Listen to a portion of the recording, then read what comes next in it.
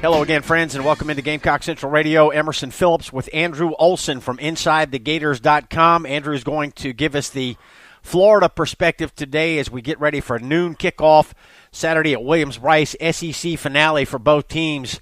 What an incredible couple of weeks it's been for Florida. Andy, first of all, we appreciate your time today. Thanks for joining us. How are you? Good. Happy to join y'all. Yeah, appreciate your time. Tell us about the last couple of weeks around the Florida Gator football program. You know, for folks who may not be familiar with the situation, in a nutshell, describe to us what led to Jim McElwain's firing and the naming of Randy Shannon as the interim head coach. Yeah, it's been a whirlwind couple of weeks down here.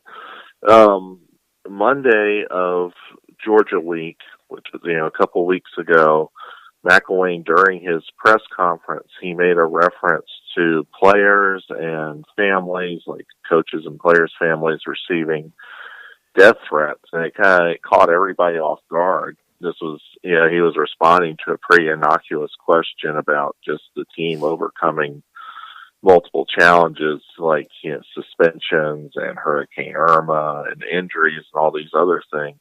And he mentions dealing with death threats, which, like I said, caught everybody off guard. It seems to be that after he mentioned it in the press conference, the athletic department met with him and he didn't offer any details to them. And it set in motion a process where they started looking at the contract buyout. Athletic director Scott Strickland told us when he dismissed McElwain that it was about more than wins and losses. So at the time of the firing, Florida was 3-4. I think a lot of people feel that with a better record on the field, McElwain probably could have overcome this, but just the combination of things, mentioning the death threats and then not being able to back it up, the poor performance on the field, and just other tensions behind the scenes probably led to his dismissal. And Florida went with defensive coordinator Randy Shannon as the interim coach. He had been on McElwain's staff from the start since 2015 as linebackers coach and then defensive coordinator. He has prior head coaching experience at Miami from 2007 to 2010. Shannon, impressed the media. He said the right things the first week. He made a bunch of changes kind of to the routine, like at practice. He kind of shook things up a bit. He made a few changes to the staff. He said the guys were responding well. He said there was good energy at practice. And then last week in Missouri, that the players didn't really back him up. They came out. They looked like they were sleepwalking. They looked like they had no interest in being there. And Missouri really cruised to an easy 45-16 victory. That's Florida's fourth loss in a row. The Gators are now 3-5 and really desperate for a win to snap the losing skid and to try to build the case for bowl eligibility, something we didn't expect to be talking about in November. Okay, that's what I was going to ask you next. Andrew, what's left for Florida this year? And, I can only imagine what this has been like for the players on the team. Your coach getting fired mid-season, and is there any buy-in left among the Florida players, or had they just packed it in? They sure looked like they packed it in, against Missouri. After the game, sophomore linebacker David Reese, he kind of called everybody out. He said,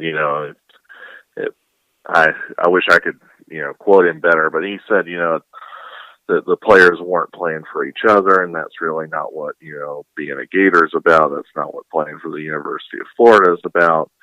His teammates and Shannon have said, it's good that somebody stepped up. It's good that somebody said that, showed a little bit of leadership.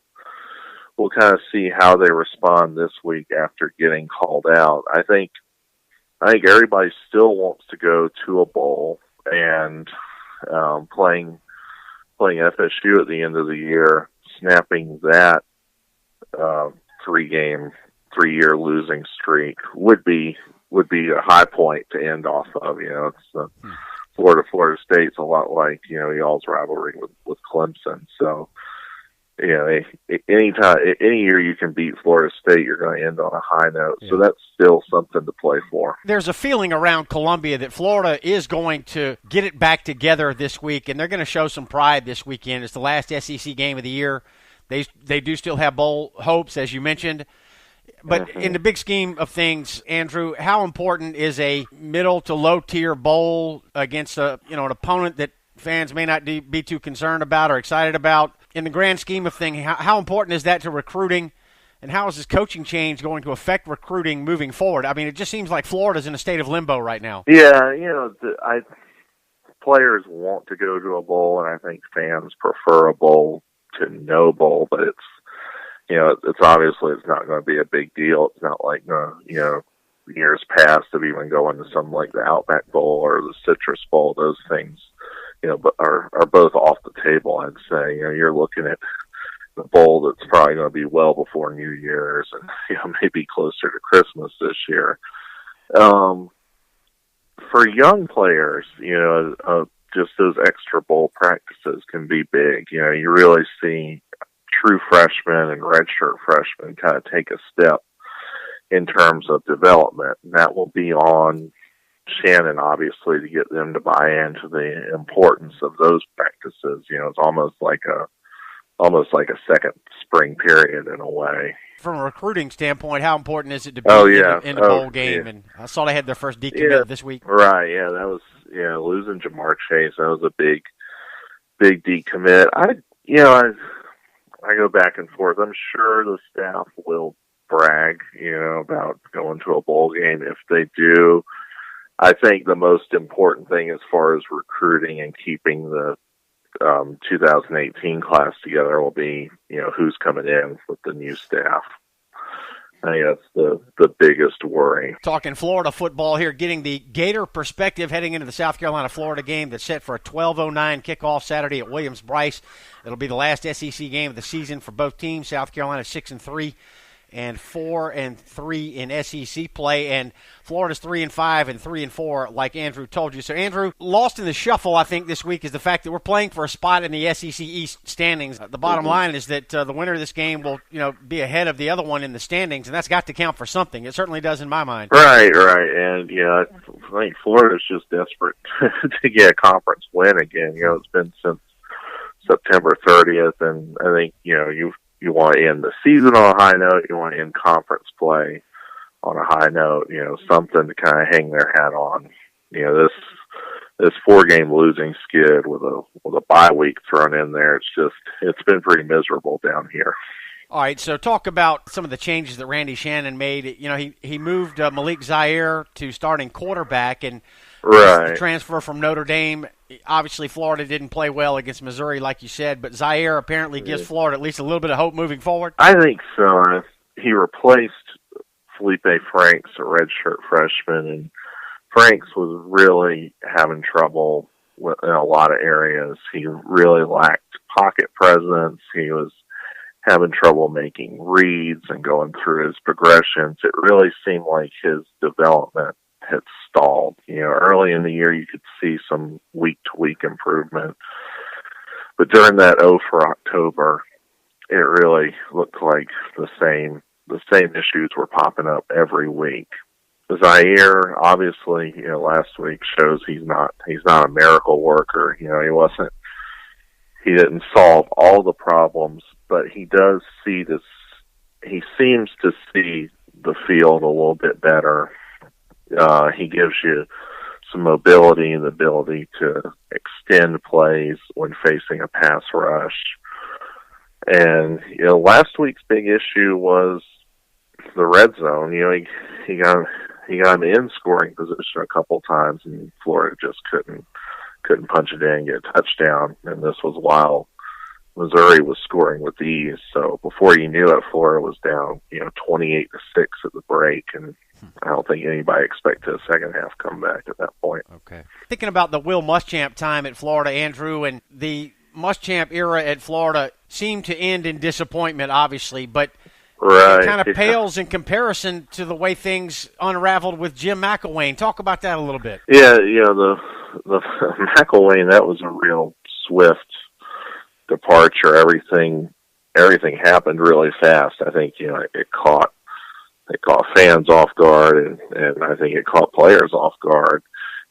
We entered this season talking about, how Florida was two-time defending SEC East champs, and McElwain was, talking about taking the next step, and this was supposed to be the year that the offense got better under players that he recruited. Muschamp, always in that last year, 2014, he kind of felt like dead man walking because he had the 4-8 season in 2013, but Florida didn't fire him, and then it was losses to Missouri and, of all teams, South Carolina that ended up kind of costing him his job. That overtime loss, here in the Swamp, 2014, where Spurrier beat Muschamp. That was the end of the road. He was fired the next day. But that felt like the end of kind of a long struggle.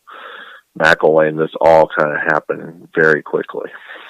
So Florida still got a handful of players on the roster that were recruited by Muschamp, and Muschamp has kind of downplayed the significance of this game to him personally, but you have to believe that this is one that he'd very much like to win. Oh, yeah. I have no doubt that he has.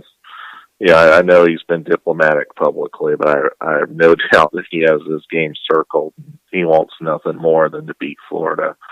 I think back to when he finally got his win over Georgia here, how he used, a trick play where the field goal holder, ran it in for a touchdown.